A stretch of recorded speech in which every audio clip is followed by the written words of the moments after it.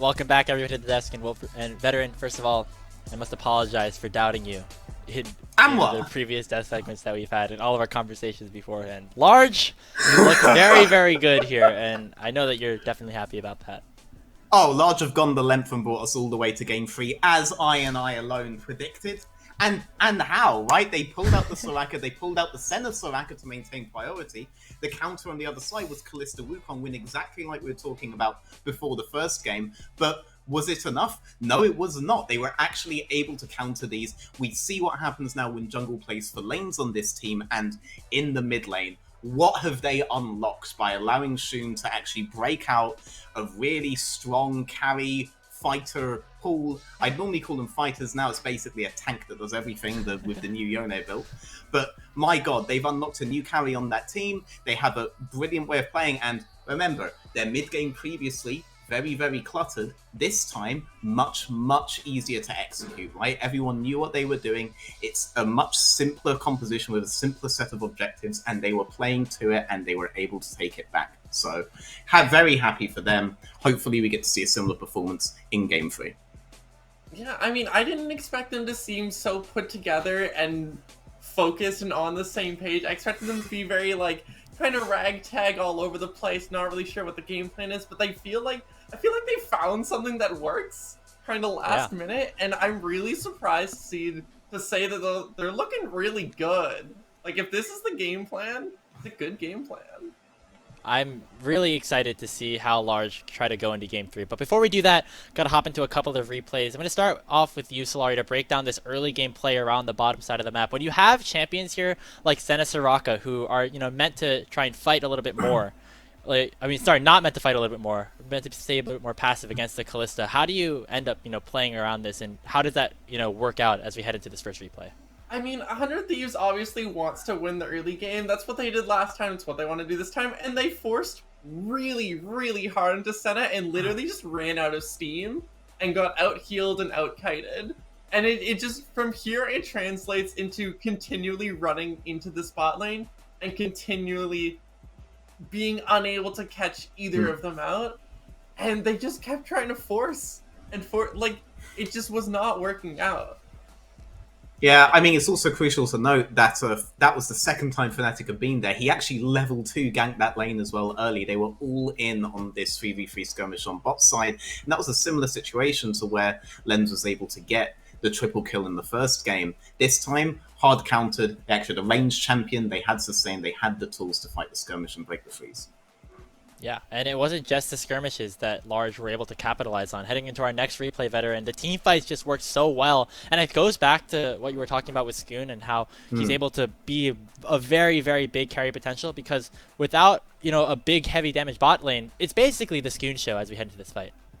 Yeah, I mean, every large team needs a large Skoon, and in this replay, should be playing now. Well, there you go. I guess we're waiting for it for a sec. Oh, well, we're here, thank the Lord. Okay, cool. Yep, so after this team fight, the game is almost entirely in Large's favor the whole time whenever they're trading for good objective. But look at that engage by Skoon with that Sunfire Cape, with the Bork, right? Straight in, basically eliminates 3 of them out of the game. And now look at how Sen and Soraka are playing this, right? Their job solely to sustain these fighters for the rest of it. Shun, everyone trying to get the angles, but it's not perfect play from them, and it doesn't have to be with the level of sustain that they had. Wolverine making sure he stays alive until the CC is down on the other two, then going in to make sure that they stay just barely alive for long enough. And by this point, Mordekaiser has actually respawned from the beginning of the fight. The sustain was able to get them alive for so long and keep the fight going for so long. And even if Shun wasn't able to capitalize on it here, Kaiser would have actually been able to flash and pick it up. Great team fight by them, but crucially, this is an idiot-proof draft, right? This isn't a team that is fully used to their synergies, but they're used to throwing out their abilities while they're alive, and there are 2 champions whose sole job is to keep them alive, and Shun clearly has the skill to be able to carry that through. Do they have a game plan, though, if the Yone is taken out, if the Soraka is taken out, if the Senna is taken out? That's the question now. That's the question. Solaria, right before we head into this next draft and for this final game. I mean, 100 Thieves back on the blue side. They had basically a bit of a stumble against Large in this last game. What kind of advice do you have? Is it just a draft thing, or were there certain aspects of their play that they could fix as well? I mean, honestly, I think Shun has just emerged as the carry of the team. I think shutting him down in draft or in game, either way, should be the priority. It feels like he's just coming out on top. And he's played the Yasuo, he's played the Yon. He's not really in his comfort champion pool, so I'm curious to see if they attack him there. Well, we'll see. It was the Yasuo in game number 1, the Yon in game number 2. Will it be some of the same in game number 3, or will it be 100 next, maybe pulling that advantage out? Thank you very much, Veteran Solaria, for breaking these games down with us. But got to send it back over to Rude as we get into this next game. Rude, it's been a pretty wild journey to get to this spot. I was not expecting a game 3 between these two teams, but here we are. People that weren't veteran and asked them how many games this series was going, we'd have received very few threes. But nevertheless, it is the world that we're in. The B1 Soraka came to fruition. It was foretold. But now they're back on red side. Now they have to go back to the drawing board a little bit as well, because they're going to have those same red side gated bans. They don't get to take away the likes of the Azir that was so dominant in game number 1 away from Darkwing. So they have got a couple of things to try and adapt, to try and think of, okay, in game number 3, what do we do to try and replicate what we got from game 2, but also not give 100 Thieves Next what they got from game 1.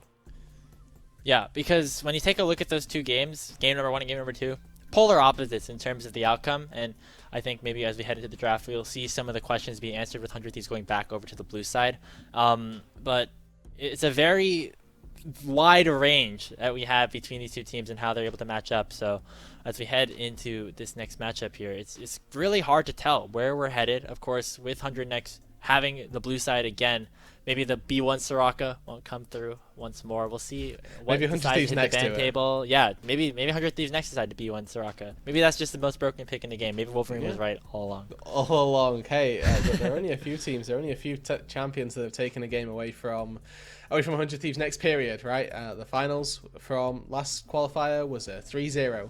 It was a clean sweep, and that was, by strict definition, one of their hardest matchups that they would have had to play this time around. That they come up against it in the first round of groups. It really is just Team Ambition flashbacks, where, like Veteran said, it's the element of the unknown that can certainly catch you off guard.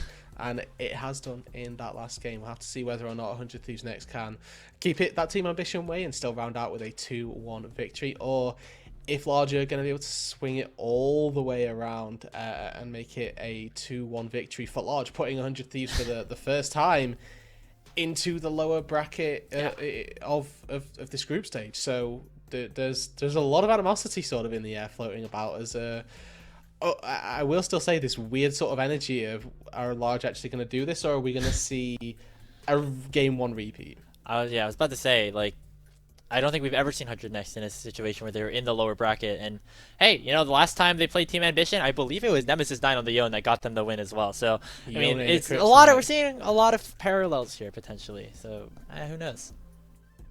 A lot of opportunity. I do think that given that Yone was banned away in game number 1 and was a large portion of why they lost game number 2, I would not be surprised to see it taken away once again on this third match. But of course, there is that chance that we see a very early style pick come through if they want to take it on 1, on 2, before that second set of bans come through. It may well be a blind in the mid lane, but if there's no particular answer, or if Skoon feels really comfortable with that pick, then there's certainly no reason why Large can't just opt into it.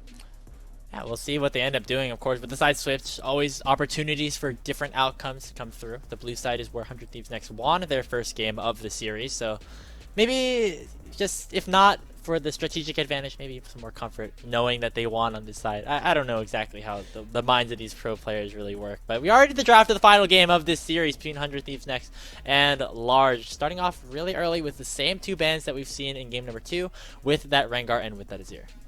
Okay, so makes a nice amount of sense here. 100 Thieves Next sticking to their game plan that won them game number 1, largely looking to stick to the game plan that won them game number 2. The Azir and the Zeri taken off the board. Now we have to see whether or not they're going to go back to taking away the most OP picks. Do 100 Thieves next drop the ego and ban the Soraka, or do they say we're 100 Thieves next, we don't need to ban Soraka? That's my question. They're hovering it. Good. I think there it is. Okay, so Wolverine won't get the Soraka again. That was, I mean, a pure The straw that breaks the camel's incredible back. display. Yeah. Nobody picks Soraka twice against 100 Thieves next. Let it be known. Interestingly enough, the Senna is still up. I wonder if Lens would opt to take this on the B1. It's just a takeaway from what Lin has been playing throughout this entire series. Looks like instead, maybe some focus towards the jungle as well. Fnatic was against the Volibear in 2 games straight, and so maybe a bit of a different look here for this jungler, this super talented jungler, to try to make even more plays. Yeah, plenty of picks still up on the board. ADC's largely unpinched as well. You mentioned the Senna, and of course Seraphine, a very good pairing with that Senna down in the bot lane, had previously been banned on red side both games, gets let through, and now paired up once again. Wolverine sticking to the tried and true, I play bot lane but I will not play ADCs. Lin with his 3rd game of Senna, and the Seraphine, a very powerful pick right now, gets locked in. We could very well just see Large dial back the same style of composition, because I will remind you, there's no Yone ban just yet, and they did blind pick a solo last time out on R3. Yeah, not entirely sure what they choose to do here. It seems like Skoon is very comfortable in the Yasuo Yone, but remember, he was also the one playing the Lissandras, the Gallios, throughout the open qualifiers. Very flexible player in the mid lane for the side of Large, so really can take whatever is thrown at him, seemingly, by the side of 100 Thieves next, who will look to round up their bottom lane. Once again, the Kalista coming in from Lens, as well as that Renata for Sword. This is the combo that worked well for them in game number 1. Viego is also still open right now, I will remind you, and that obviously a pick that can go into the jungle. We know it more so for being Kaiser Mord's pick in the top lane, but he's just going to go. It is that blind pick once again on that top side, but it is going to be the Mordekaiser this time, so getting rid of the Gwen from game 1, putting in the Mord that won in game number 2. The question is, do 100 Thieves next have a better answer for it in that top lane? They blind picked the Gnar last time, so they couldn't pick themselves a good matchup.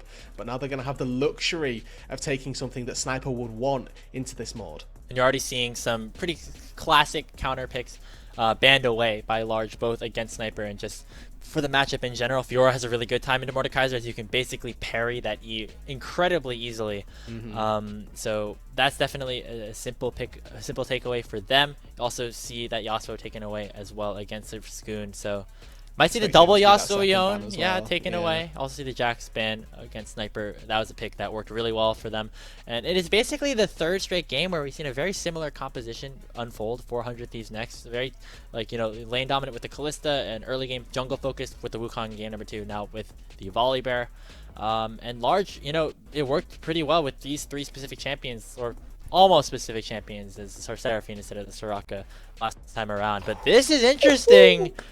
Yasuo Yone taken away. Skoon still wants to go AD, so he's going to lock in that Tristana, presumably towards that mid lane. Yeah, I mean, why not? They're definitely not going to be playing the Tristana jungle, with any hope. They're not anyway, but this is a really interesting pick by Skoon here. Really excited to see what they can bust out with this. Obviously, a lot of AD damage, and your large concern when you do pick something like the Senna Seraphine in the bot lane, you don't have that traditional hyperscale to go into the late game. Tristana subverts that. She says, well, no, you know what? We will be able to get away with it. Level 2 all-ins abound in the mid lane up against a Cassio in a mobile mid laner, but Dark Queens obviously knows this going in. Would it be surprised to see something like the Exhaust potentially coming on through? And Large saved this pick, this jungler, for their 5th pick. Curious.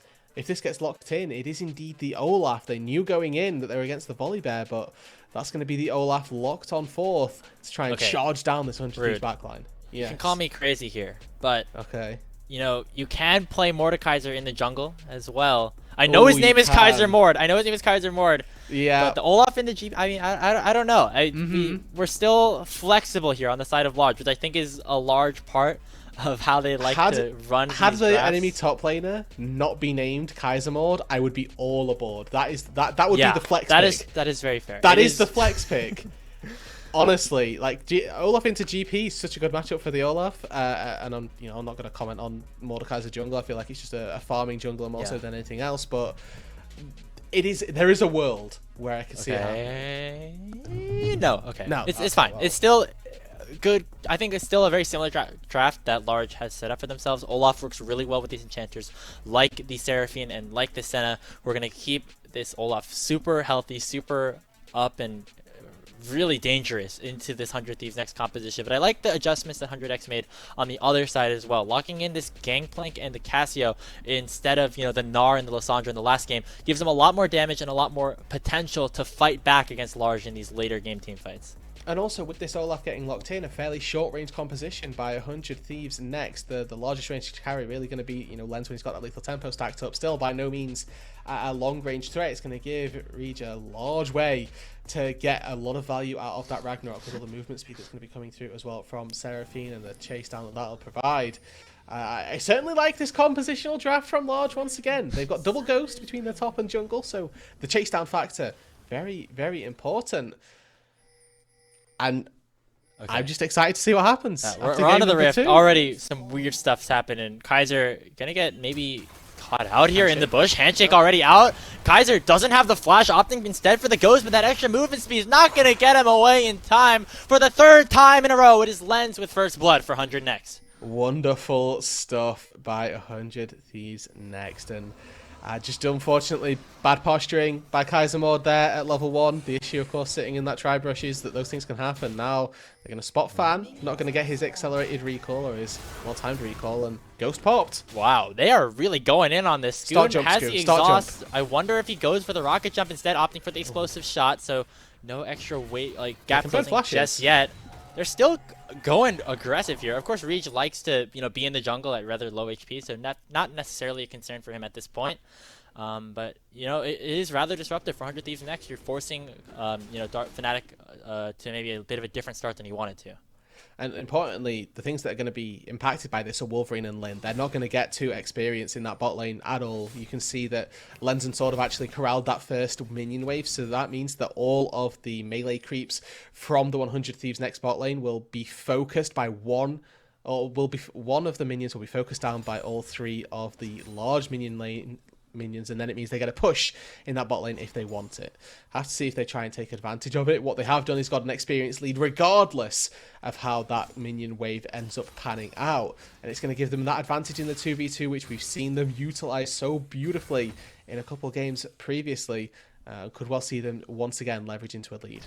Yeah, this is what got them really ahead in game number 1. Of course, it was early first blood for Lens before the wave ended up really spawning, and the Kalista Renata becomes so oppressive, especially when they can do stuff like this already in onto Reach, who they know has no ghost, doesn't have the smite either. I think he's going to take this away. Sword no flash though, so they can't really capitalize on it, and I guess they don't know that Reach has no flash, so it's a bit of a wasted time for them going for it, but it does reset. But now Fnatic's here, they don't have push in that bot lane anymore, so Lens is either going to have to sacrifice his experience, or it's going to be a bit of a less impactful invade. Fnatic walks on 4th. Look at where Large are, they're so scared. There's Prio in mid and bot lane right now, 400 Thieves next, which allows for Fnatic to make these aggressive plays like this. And again, it's just another 3 buff for Fnatic. We saw it in game number 1. It's seeming much more on that pace than what we saw with Large, taking that early advantage in game number 2. Wow, okay. And again, another great advantage picked up by the 100 Thieves next. Jungler has been very cognizant through these early games at generating leads for the relevant parties. This time round, he's the person that's going to come away with a large advantage. Sets Reach a little bit behind the curve in this instance, and is going to be obviously very beneficial from it. Going to feel very good about it as well. Doesn't steal away the Grump, interestingly enough. Gets back into his own jungle and keeps tempo on his side. Not losing too far behind, not going too far down in his clear speed, and we'll be able to get back to base, likely out onto the map, largely at the same time as Reach, who, once again, at this point, has nothing to go. We keep saying Large, over and over again, and it just, keeps ringing in my head. I mean, this is what you have to do, I guess. The puns work in our favor. I'm not even trying to, honestly. I'm just using it in vocabulary, Grapes. I'm sorry. That's what happens when you have a team with, a name like this. Imagine if you had a team whose name was, Kill. It would just be every caster's worst nightmare. It would just. No. I can't. I don't even want to think about it. Don't get it. Move on. What's next? What's next? Well, is that 100 Thieves next have about a 1,000. I did it again. I said next. 100 Thieves next have a 1,000. It's a trap. It's a trap. We're vetoing. These 2 teams cannot play each other ever again. One of them would be okay. 2? It's too many. What I'm going to talk about, Grapes, to segue us very subtly into the next talking point. Not weirdly like paced at all. Nope, no. It's mid lane actually, because we saw this Tristana locked in as a blind pick, knowing that they needed to go for this fairly aggressive mid lane style. We've seen Scoon obviously play the Yasuo, the Yone so far. Tristana locked in. I was expecting there to be a lot of control actually for the Tristana in the mid lane versus Cassio in particular. Turns out I was completely wrong. Darkwings went for the Ghost instead of the Exhaust, went for Tier instead of anything combat oriented, and has been running this mid lane. The 12 CS up to the good. That's 2 waves of gold that he is up over his lane opponent. Now finding the time to roam top lane, potentially diving Kaiser on this stacked wave with Fnatic here. This could just be a turning point for the top lane. Yeah, this is what you think of when you see 100 Thieves next. No minions actually under the tower though, and Kaiser actually tanking up a lot, gonna drag Darkwings back in, now at about 100 HP. It was a very nice effort coming out from Kaiser, but just barely unable to pick up a kill. That's gonna be Fnatic getting number 2 here for the Thieves. Yeah, numbers just a little bit too much for Kaiser Mord. It's not without its response down in the bot side. Level 3 Olaf does need a little bit of help. We did see Scoon move on over, make sure that the Olaf did have some assistance when taking down that objective. And the heal's going to come through as well, just to make sure that that 450 smite will be enough to keep the Drake in favour of Large. But look at that gold disparity off the back of just one real play. Obviously the steal away of the early camps plus that couple plates in the top lane and the kill going over has given Sniper a very real advantage. Double the CS lead as well in the top lane. And whilst that mid lane CS disparity has been largely closed up by Darkwings' roam, you can see that the advantage is certainly very palpable. Oh, that was that. 2 flashes burned down on the bot side there. Wolverine with a really nice reaction to make sure does not get caught out by the handshake there. But you know, all things considered, despite that first kill going down here for Lens, this bot lane for Large working much better than it did in game number 1. Wolverine still maintaining a pretty good CS lead, but Lens and Sword, not CS lead, sorry, they're even. But Lens and Sword, you know, maintaining the freeze, making sure that the wave's never in a great spot for Reach to try and gank. Yeah, and it's just a nice little safety net. Keeping your wave there, getting dove underneath the turret. Not particularly easy up against a flutter and out a bailout. Certainly a tool that they will need to be cognizant of when electing to go for anything like that. Sniper though, obviously a level up. Well, not now, actually, just dinged over, but experience lead, gold lead, all the leads in the world really for this Gangplank. Going to make it very difficult for Kaiser Mord to make anything happen up here. You can see the item disparity once again. Sheen proc plus Kindle Gem for some extra ability haste versus simply a cloth armor and some movement speed for the Mordekaiser. By no means in a good place to be battling out up against the GP just yet. Going to certainly need a little bit more time before this Mordekaiser is at the point that we saw it last game round. Yeah, definitely not in the same position as game number 2, but you know, is a champion that maybe can still, you know, win these 1v1s up in the top side. As soon as you get that death rum, it just becomes very easy to try and take some of these fights and maybe even turn around some ganks that could be focused up there for the side of Kaiser. But instead, we're seeing 100 next focus their attention towards the bottom side of the map. Lens has the ultimate, Wolverine does not. And with Fnatic coming in to try and turn off the turret, looking very dangerous for themselves. There comes the Cannon Barrage, Stormbringer to secure the kill onto Lin, and Wolverine does not have enough damage to pick anybody else up. Sword will not go down to that last tower shot. It is 2 for 0 for 100 Thieves next down bottom. Oh, it's gorgeous, right? Like that was just a very well executed dive on the bot side. They may pick up Sniper though in response. Nice flash away. Exhaust not enough to slow him down. Looks like Sniper will just be able to survive. No kills just yet picked up for Large. Reach gonna try to respond on the other side with this Rift Herald take, but is just a small sort of penance for the sheer amount of, you know, advantage that 100 Thieves next have at this point. Yeah, really is just a drop in the bucket in terms of what they were able to get relative to 100 Thieves next there. Lens getting a couple kills, plus the turret plate in gold going over as well. Denying all the experience from Wolverine and Lin as well. That's a couple waves of XP that they're going to be down now, as well as all the kill XP that goes over to Lens. He's going to be very far accelerated, and that just means that those 2v2 kills are going to come much easier. Wolverine burning, or without having flash, excuse me, and then burning that heal, means it's going to be much, much easier for these kills to be achieved. This game gets later and later as the lane gets more drawn out. Despite that Rift Herald being taken by Reach, we have got to see what he can do with it. So far hasn't had too much impact on this game, waiting to be that one of the fighters, one of the 3 fighters, similar to what they managed to pull off in game number 2, but by no means as far accelerated this time round. Bit of a slower pace for Large here in this game, which is honestly not too bad for them. Again, the scaling just works really well in their favor, but for the moment, it is still 100 Thieves next with a very, very sizable lead. Of course, again, we keep harking things back to game number 1 because this is a very similar situation. It's not as big of a lead as they had in this first game, but you can see very similar situations unfolding, like right now. But Sword is going to get caught out here by the face call. The 2v3, 400 next, but it doesn't look like they want to go in too aggressively without that hostile takeover. So Reach will be here to lock down this wave, clear it all the way out, and force the Herald to get some plates. Yeah, you could see right there. Lens pulled the trigger with the Fate Sealed and was like, hey, do we want to go the Fate's Call? Like, we can take this 2v2, and then all of a sudden, Reed shows himself in the brush, and Lens takes a quick hop back, recognizes that's not a 2v3 they can take just yet. But they do get Herald used in their lane. It evens up the plates, really, that have been taken on either side. I think it's actually one in favor now of Large. But you can see, now that the jungle's gone back to base, it's Lin and Wolverine back to being on weak side duty, back to having to sacrifice gold where necessary and sacrifice their position in the laning phase. Not a great position for them without that jungle intervention. Yeah, a nice chunk of gold nonetheless, but no kills given over just yet. Just a couple of plates, and honestly just evening out the number of plates with the amount of gold that 100 Next have been able to gather down to the bot lane. Yeah, I was about to say, this is not a replay, folks. We're just... You know, the cooldowns have come back up, and that's just the same play that 100 Next are going to try and put into the book. Doesn't look like they're going to get the kills just yet. Fnatic making his return, but will be greeted by Reach if he decides to go too aggressive. Instead, will just be the plates given over. No kills in this second attempt at the dive. Nice little game of like a tug of war right there. The second that Wolverine and Lin start stepping away from their turret, Fnatic walks back to try and dive it, and then similarly, when they get a little bit more safety, starts to pivot away. Top lane.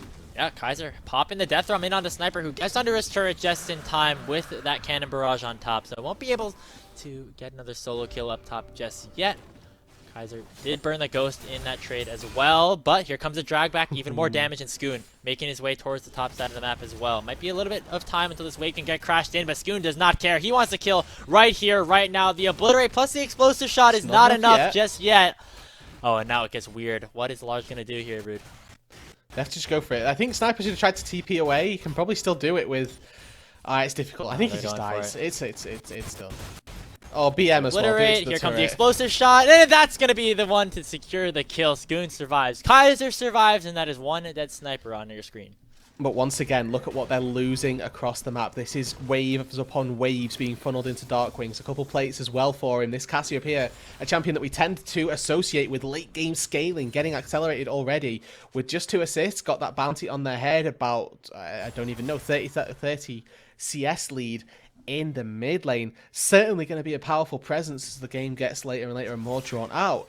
So yes, there's a kill going on to Skoon, but it comes at the cost of being down in XP, down in gold, and meaning this Cassiopeia is even scarier, more uncontested gold going into the Snake.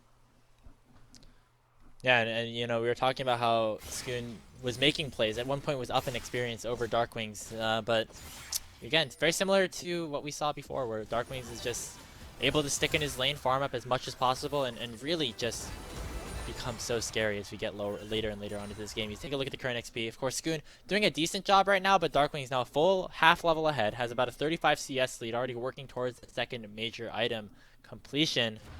I mean, it's a very scary Snake, and again, when you compare it to game number 2, it's very different in terms of how Darkwings wants to approach this game, and I think it's better for how 100 Next want to, you know, attack this time around.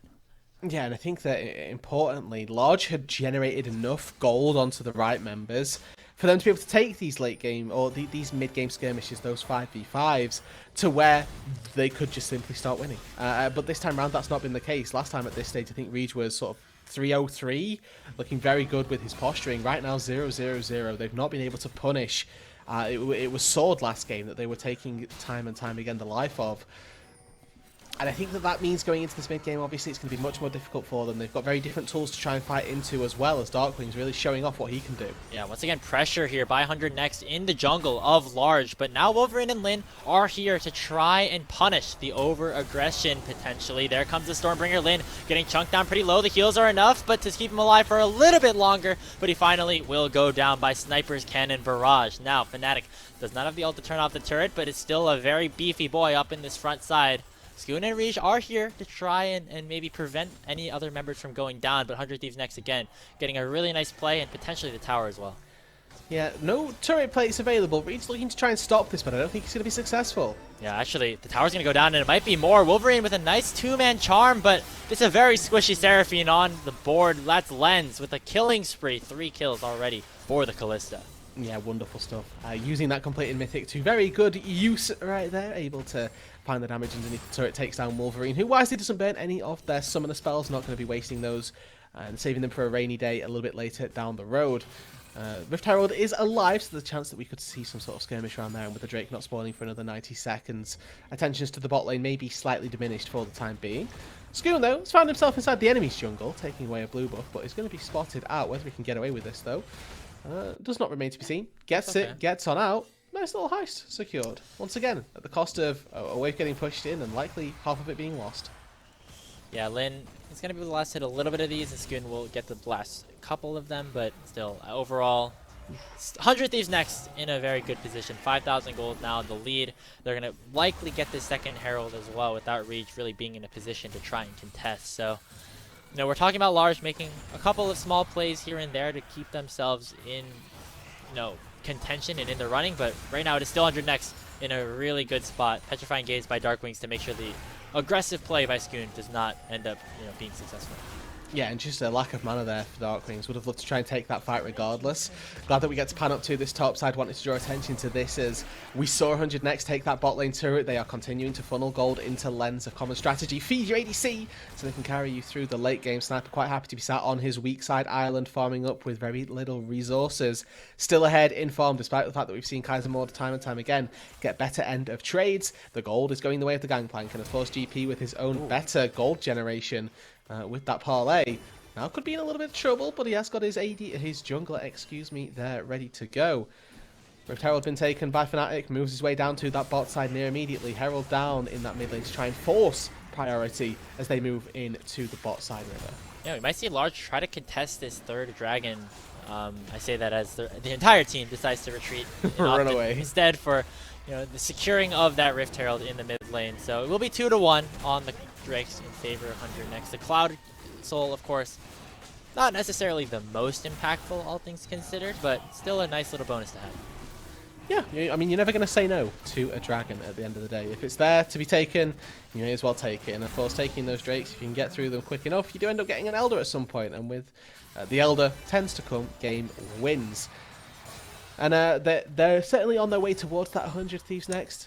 Certainly got themselves a very good spot to work from. The way that, of course, the Large team found their winning game number 2 was through taking those scrappy, skirmish-oriented fights. Of course, I mentioned the power, of course, of this short-range composition that the 100 Thieves next have got, and how that actually works in favor of the Olaf and the power that he'll be able to use from that, but also the fact that 100 Thieves next have got this Cassiopeia in particular, and the barrels as well, the zoning out of these two solo lanes, means that, yes, Large can run into the 100 Thieves next squad, but whether they do it successfully and whether they want to be doing it, period, it is largely, you know, up to them, and could certainly have its own ramifications. Much different to what we saw from Game 2.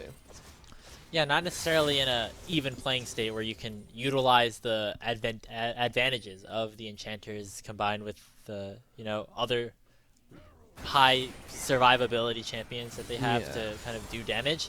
I would say right now in a 5v5 Large, definitely not the favorites, despite maybe the team composition working in their favor like it did in game number 2. Just need to find a couple of more positions where they can secure gold across the map, and not really sure where you can get that right now. I think, unfortunately, it does come from those big 5v5s, but like I say, the composition that 100 Thieves next have drafted makes it pretty difficult for that 5v5 comp that Large have drafted to get away with it. So we'll have to see what creative methods Large can come up with if they can start to potentially find some picks in Fog of War, use Lin with that W to try and catch somebody out, potentially use the Ghost and try and use Mordecai as a pick tool in his own right to just out 1v1 somebody. Also a tool that they can use. It's like a much quieter game than we've seen so far in this series, but what a way to, you know, start off the Proving Ground Circuit qualifier. I believe AoE on the other stream ended up taking the victory 2-0 against Tempest, but this is, you know, another really, you know, high seed versus low seed matchup, and you know, despite the seeding differences. We've and won. Despite We've what we delivered. saw on the other stream as well, it's definitely looking like a really crazy set of events. Yeah, exactly. Imagine how crazy the rest of this tournament's going to get here, Rid. I mean, if we're seeing large takeaway games from 100 Thieves next, it really does open up the bracket for a lot of other teams to take matches where we otherwise may not have expected it. Of course, with Taco Gaming versus No Org, our next series, remember, despite the fact this have been it's been a 3-game series, and you may think, oh, after that series, I'm done with all my League of Legends content. No. We got more. Stay. Don't go anywhere. We've got another best of 3 to go after this as well. I don't quite know how they're going to top this one. I mean, like you say, the pace of this game has slowed down a little bit. Of course, largely just because there's nothing particularly to be fighting for, and 100 Thieves next don't want to fall into the same pitfalls that they did in game number 2, where they just took these 5v5s and ended up losing, and then losing the game because of it. But we'll have to see how the game starts to progress with the Baron up. Potentially going to see teams start to turn their attention towards that, but as you mentioned as well, Grapes, with it being a Cloud Soul, team's not too inclined to fight for those Drakes. Yeah, this is the point in the game where Large, around the Baron buff, were able to get that first big team fight, but again, not as far ahead as they were in that previous situation. So now it'll actually be 100 next starting it up. They have this 7,000 gold lead at this point, and they take it rather fast with this Cassiopeia. Yeah, no surprises that 100 Thieves next are the first ones to turn towards it. Surprises really that Large don't anticipate this, don't expect this, aren't ready for it. I don't know what the situation was, but the Baron goes away, there is 0 contest, and all of a sudden, this game from having been fairly slow, fairly stagnant, and potentially 1 5v5 decides it all, and turns again, now just becomes, where do 100 Thieves go? Because they've now got this incredible buff to try and siege and take down turrets. The wave clear that Large have is decent, but up against a Baron, all wave clear gets just way worse. You need to try and use multiple sets of spells, multiple rotations to get away with to get those waves away from your turrets. And with both these carries here, Darkwings and Lens, drawing their attention down to the spot side.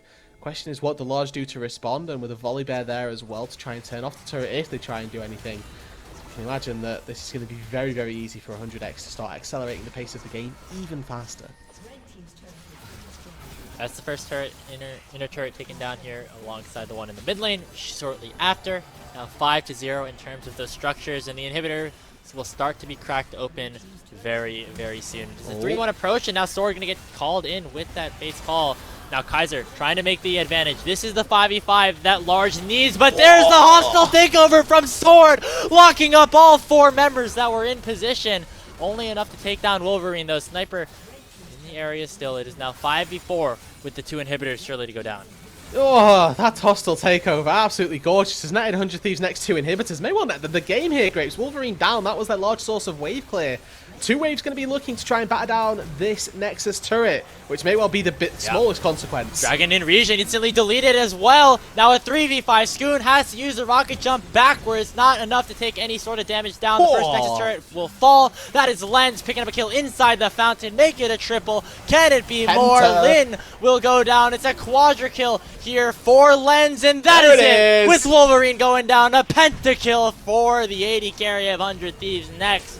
And it was a nice effort from Large in game number 2. But 100 Thieves, gotta remind everybody why they are the kings of amateur, ending up on top in a 2-1 fashion. 100 Thieves next. Quash their fears, remove the doubts from our minds. A pentakill for Lens in game number 3. Send themselves through to the upper half of the bracket for the remainder of the group in a very well methodical game that they were able to take, topped off with that beautiful pentakill by Lens. They put a lot of stock into him in the early game. They have done every single game with 3 kills going his way, the first blood every single match. And there we get to see the return on investment about as high as you get for an ADC.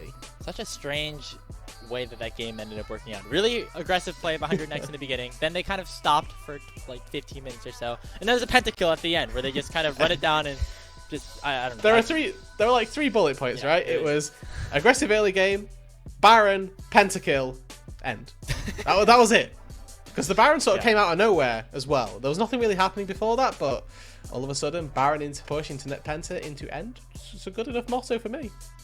That's how you do it. If you are 100 Thieves, you know, game 1 and 3 looked very good for them, as they were very one-sided victories to say the least. But you have to give credit to Large, who actually, I believe, with this series, make this group really interesting. You know, you were thinking maybe it's just 100 next on top, and then you know, Large is probably towards the bottom, and then you have Taco and No-Org battling for that second spot. Large have entered themselves into that conversation after this series. Yeah, and we get to see quite how those other two teams are going to be battling up against each other. Of course, that being our second series of the day, we get to see who's looking good there, who's looking maybe a little bit shaky. Obviously, there are a couple of roster changes in that as well, in that series that we're going to get to touch on. So we've seen roster changes have an impact on one series. We are definitely going to see it have an impact on the second. I can't wait for any of it to get underway. Yeah, I mean, that's why you guys got to stay right here, because there's so much more action that we have to cover here throughout the rest of this first day of the PGCQ. But we're going to take a short break. When we get back, actually have an interview with Fnatic discussing how they ended up taking down Large. We'll see you in a bit. Welcome back, everybody, here with an interview with Fnatic, the jungler for 100 Thieves next after a 2-1 series victory over Large. Fan, I got to ask you first, were you shaken at all throughout that second game? Were you know, any nerves coming through? Not really. I think, we're used to it. Whatever happens, happens. We played Kalista, Mumu, some misplays happened, and I guess Wolverine Soraka is too good, so you can clip that and post it on his Twitter. I was actually going to ask you about that right now, because when you face a team like Large, it's very different than maybe some of the other teams you're facing here in Amateur, where a lot of different meta picks that can come up here, things like Wolverine, Soraka, Mordekaiser up in the top lane. Is there any sort of different approach you have when you play against a team that can throw you different things from all sorts of angles? Not really. I think all five of us plus Miss are really confident, so we just accept that, we can ban 3 things, and we just need to have answers to whatever they want to pick. Obviously, it's niche, so it's hard. We don't really have much practice into it, but I think we're super confident as players, so we'll play into anything and we'll be able to win. Yeah, I think that makes a lot of sense, especially, considering that you guys have looked so strong throughout the entirety of 2022 as a whole. But not to necessarily call you guys out or anything, but the last time they had the second tournament in the spring split didn't maybe perform as well as you did in the first time around. So is there anything that you guys have kind of changed to maybe fix some of those problems, or maybe get yourself even better than you were in the first tournament? I'm gonna be honest. I think the last tournament, when it first Maryville, I personally did not play too well. I think I felt too comfortable playing with Insanity, because he's obviously an LCS player, he has so much experience. So I kind of sometimes I will take chill back a little bit, but nothing against it's nothing against Darkwings. He's obviously best mechanical players I've played with. It's just I'm the most experienced player on the team now, so I just have to take that role and just go with it. Yeah, really cool to see you kind of enter this leadership position on a team with so many young, new players, of course, alongside Darkwings and Sword, who have also had kind of academy experience on top of that. But, heading into the rest of your group, you got some really exciting teams alongside Large. You have, of course, Taco Gaming, who have taken a game off of you in the past, in the last tournament. And then you also have, of course, No-Org, a team that I'm sure you're very familiar with back from your time last year. Do you have any thoughts about kind of your chances of, and the kind of general strength of the teams that you have in this group? I think they're both pretty strong teams. I haven't really looked too much into them. I think I pretty much just prep for what match we'll play. But I think they're strong, and it should be hype matchups no matter what. So you think they're gonna be hype? You're not super confident gonna say like, oh, easy stop. You're still. I think it's just a given. We'll beat anyone, and whoever says we should not is kind of trolling. You heard it here first, guys. You heard it here, veteran over on the desk. Predicting against 100 Thieves is always a mistake, according to Fnatic. But thank you for taking the time to talk to us here. Do you have any last words, any final shout-outs? The floor is all yours. I want to give a shout out to just my bot lane. I think they had a rough second game, but I think they came back. They were confident, and I'm glad that they're improving, and think they'll be scary when it comes to playoffs.